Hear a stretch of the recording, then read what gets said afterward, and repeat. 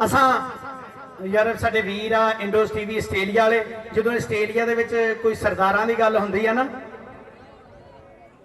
लो जी ये मेरे चाचू जान आ, मेरे बाप की जगह ते उन्हां वालों साडे टूरनामेंट वास्ते मेरा निक्का वीरा तालब वालों ये 1000 रुपया आया जी।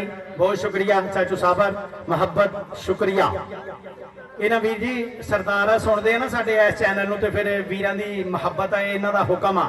ताया गुरशीद असा अम्मा जाया वांगरा असा कट्ठे जदों भरा किसे वड्डे खब्बी खान दी नहीं करदे सा परवाह, असी सिमरन करदे उसदा जेड़ा रहिंदा रब आकाश है। शक ते पढ़ के वेख लो साफी सूरज प्रकाश, असी कट्ठे हो सा वसदे ये जानन लोकी आम।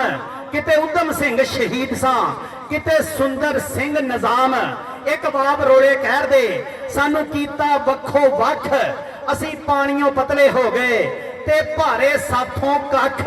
कोई ऊट कड़ी ना बैठती किंज कट्ठे होइए वीर, है चीन दी कंधों उचड़ी जेड़ी वागे पई लकीर। ते मेरा खून है उदों खौलदा जद चेते आउंदा ओ, जिस वेले साडी मां दे सी टोटे कीते दो। इंज करन दा कीता फैसला कुछ बैठ दनावा साथ, मैं रोकर ला के फड़ लिया फिर अद्धी मां दा हथ।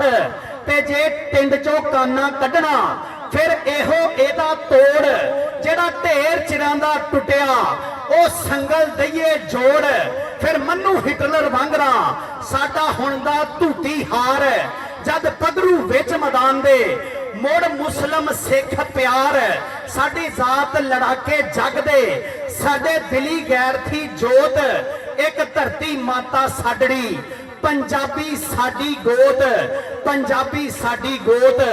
ताया गुरशीद जे नारद तारा सिंह दे असी लगदे ना पछलग, ना इस तरह सिर तो लथ के साडे गल विच पैंदी पग, ना इस तरह सिर तो लथ के साडे गल विच पैंदी पग।